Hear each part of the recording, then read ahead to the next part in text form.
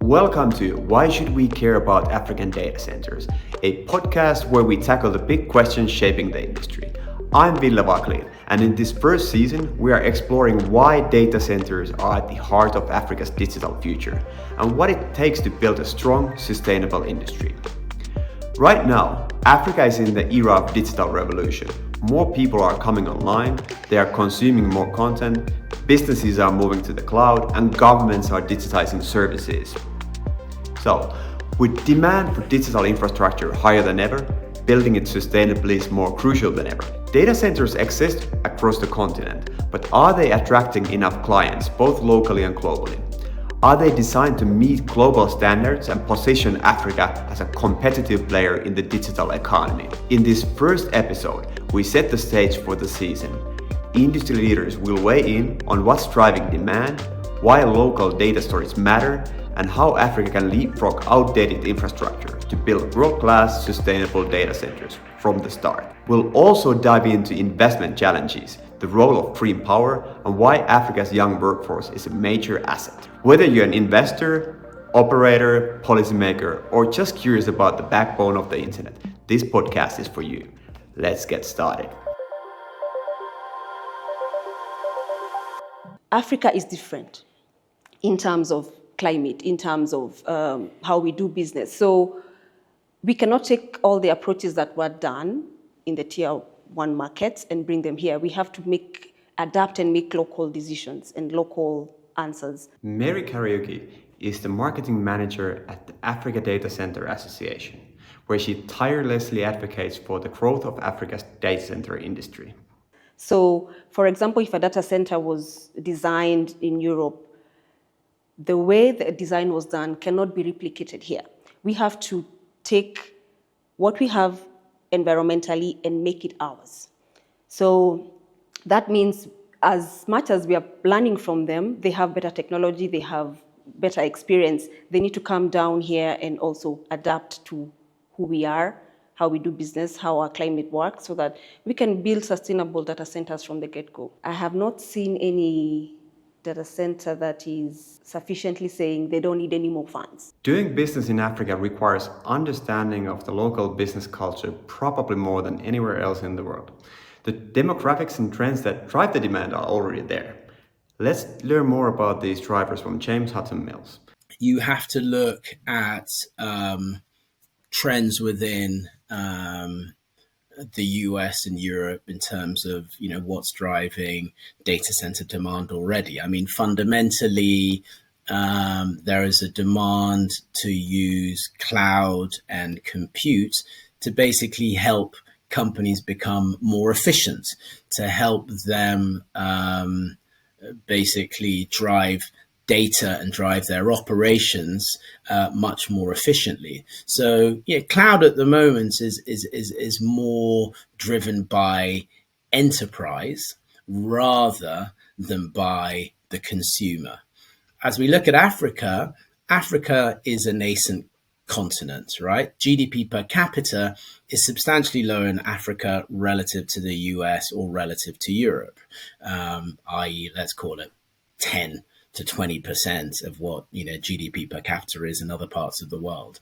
But the big difference between Africa and Europe is that the median age of the population is a lot lower. So you have much younger populations. Those younger populations all have smartphones. These younger populations are much more reliant on technology to drive their lifestyles forward. They're much more engaged with technology. Over and above that, I think that if you look at the composition of African economies, you still do have a large portion of the labor force dedicated to agriculture. So in sub-Saharan Africa, 40 to 50% of the labor force is still in agriculture. And there is a transition, A, in terms of urbanization, and B, towards the service sector. So to come back to your question, I think that the trends some of the trends are already there, namely that you have a young, thriving population who are much more technology savvy, internet savvy, and hungry to use the right applications. So I think that trend is there. B, you do have enterprise, smaller SMEs that are trying to develop a web presence. So I think that is there. But you also have economies that are in transition, which are, for the most part, at this point in time, with a big bias towards agriculture.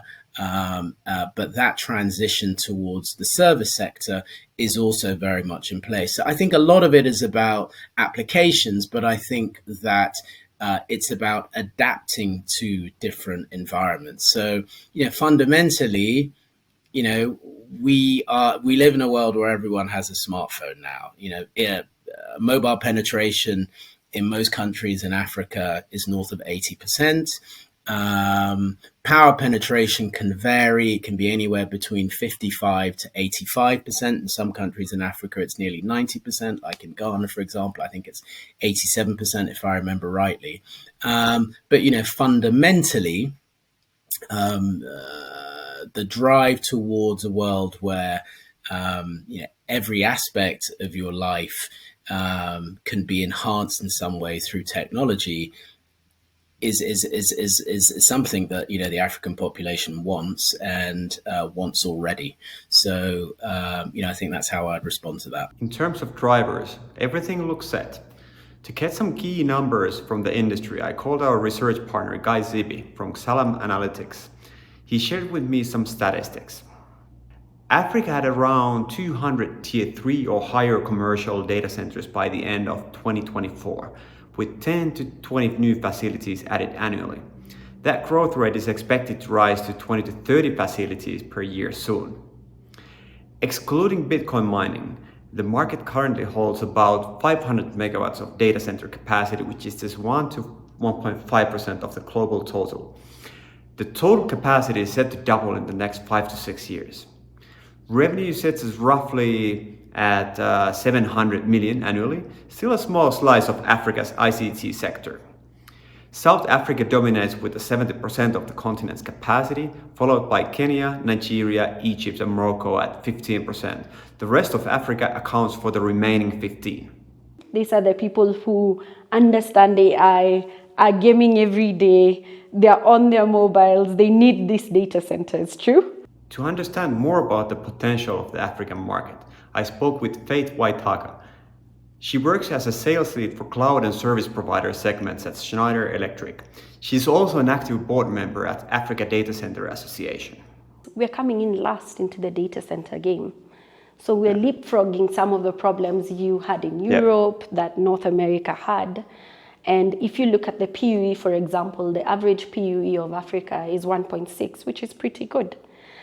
And that is purely on the basis of we are on a learning curve where we've already seen what they've done and we've already seen what needs to be done. So for example, in terms of equipment, you'll find in Africa, a lot of facilities, once they pass 1 megawatt, go to water cooling because it's more efficient at higher levels. And that gives them more efficiency into their facility. So the advantage of coming in last, you get to leapfrog some of the challenges. Exactly. PUE, or power usage effectiveness, measures data center efficiency. A perfect score of 1.0 means that all energy powers IT equipment, while higher numbers indicate more energy is lost to cooling and overhead. The lower the PUE, the better the efficiency.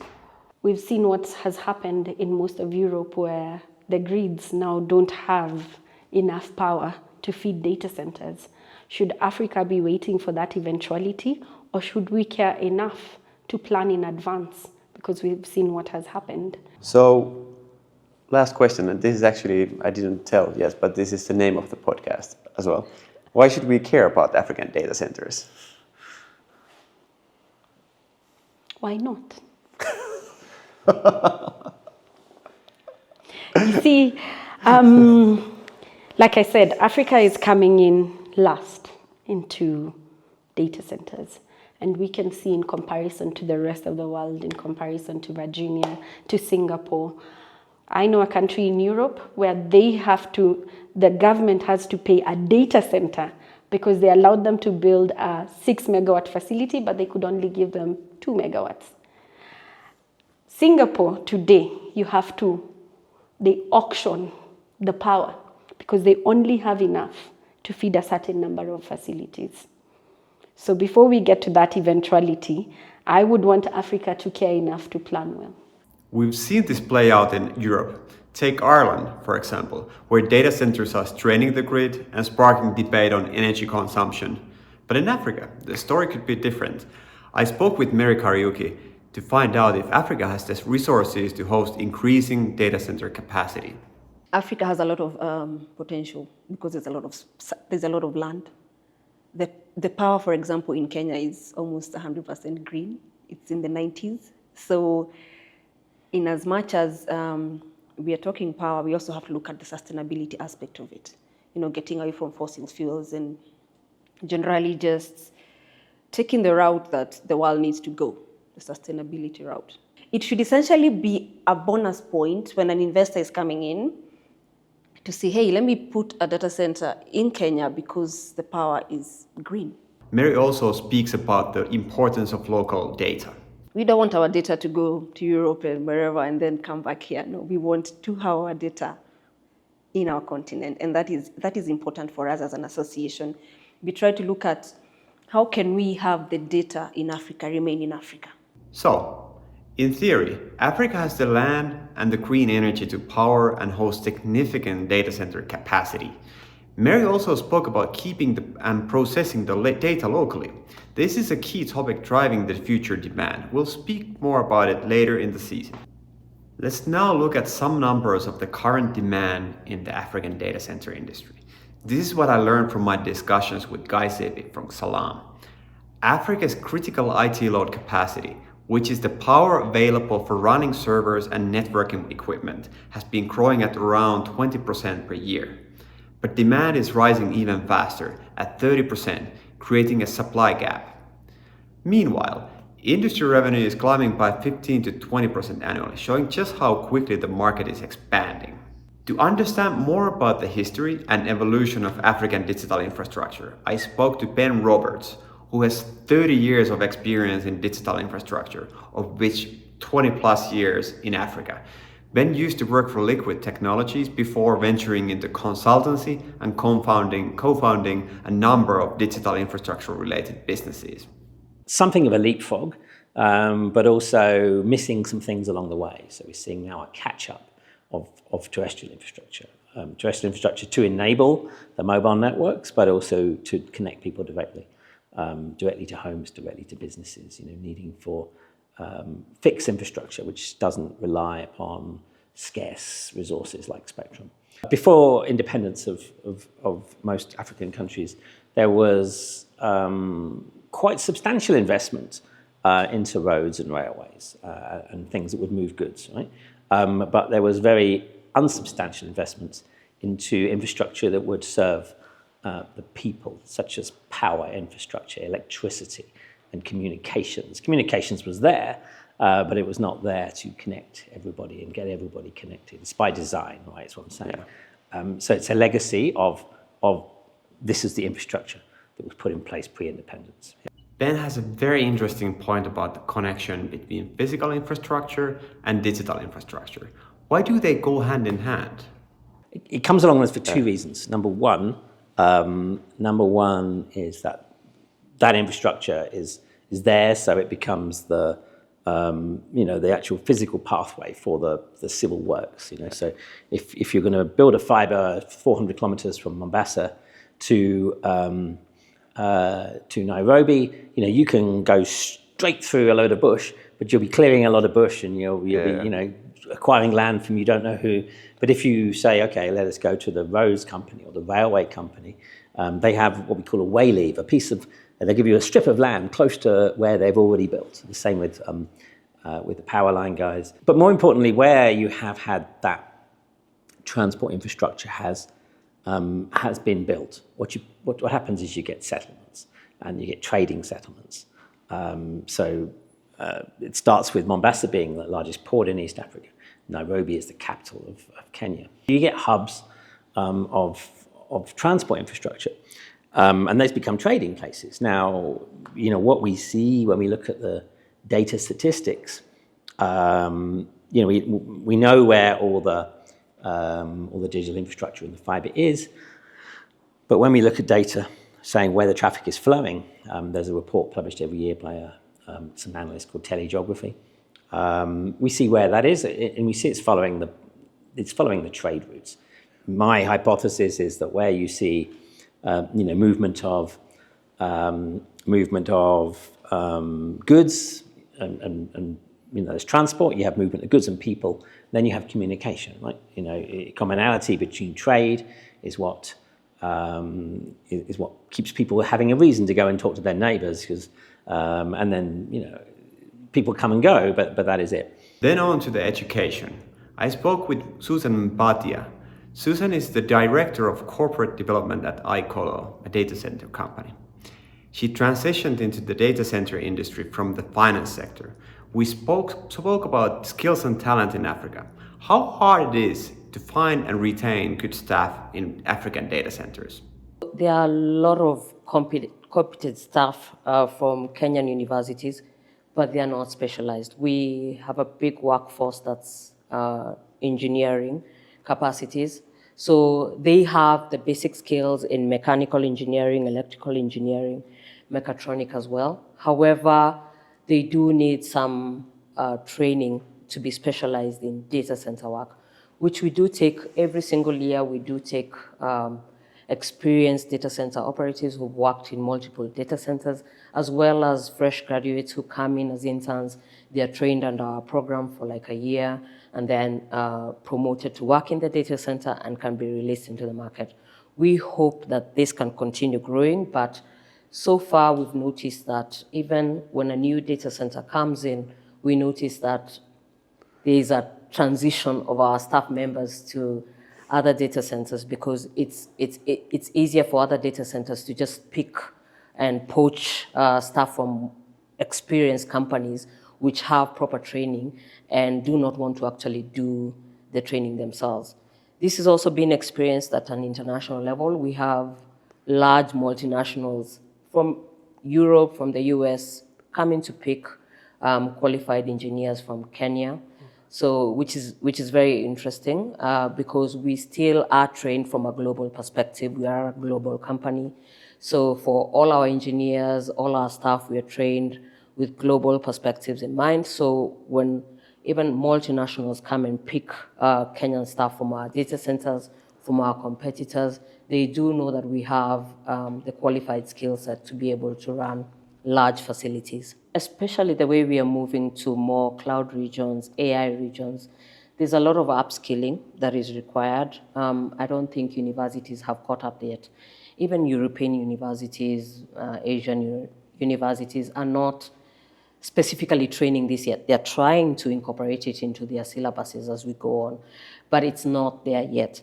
So I believe the way the industry is moving, and we are moving in that direction at a very fast speed, then these colleges need to be implemented so that you're able to have this skill set and don't necessarily have to wait for the universities to catch up for you to be able to have the skilled labor set. So I think it's actually should be done as quickly as possible. So there's clearly a gap that should be looked at.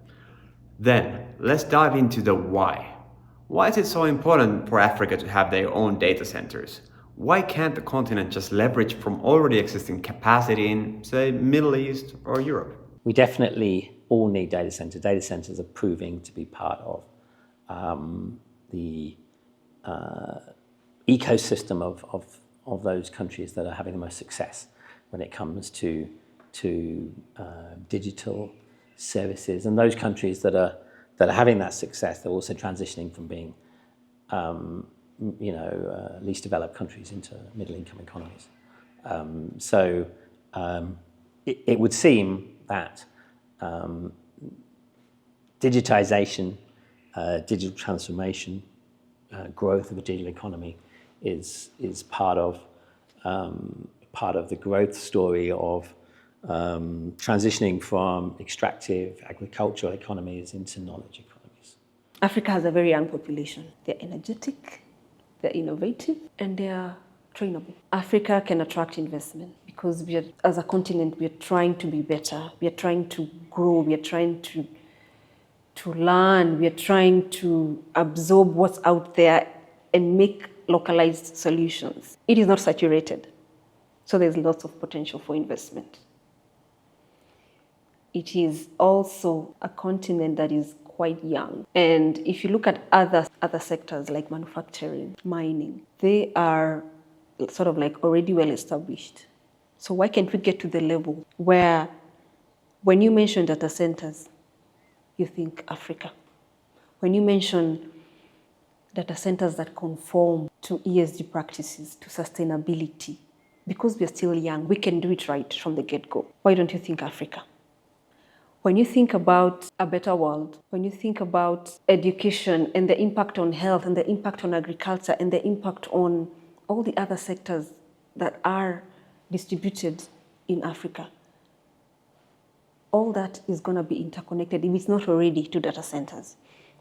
So if you want agribusiness, if you want proper health, if you want the economy to grow, it is all linked to connectivity, it is all linked to data centers. And this is the time to get it right. So, what have we learned?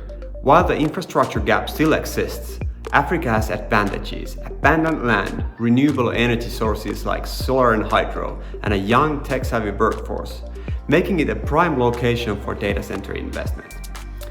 Instead of following outdated models, Africa has the chance to leapfrog to greener, more efficient infrastructure. But getting there requires investment, policy support, and a strong local ecosystem. In the next episode, we'll explore what it really means for a data center to be green. From renewable energy and efficiency to the challenges of powering Africa's digital future. This podcast is part of the Data Governance in Africa initiative, helping the African Union shape data policies, enable cross-border data flows, and build secure, sustainable digital infrastructure. Funded by the EU and 5 member states, it supports a unified digital market in Africa.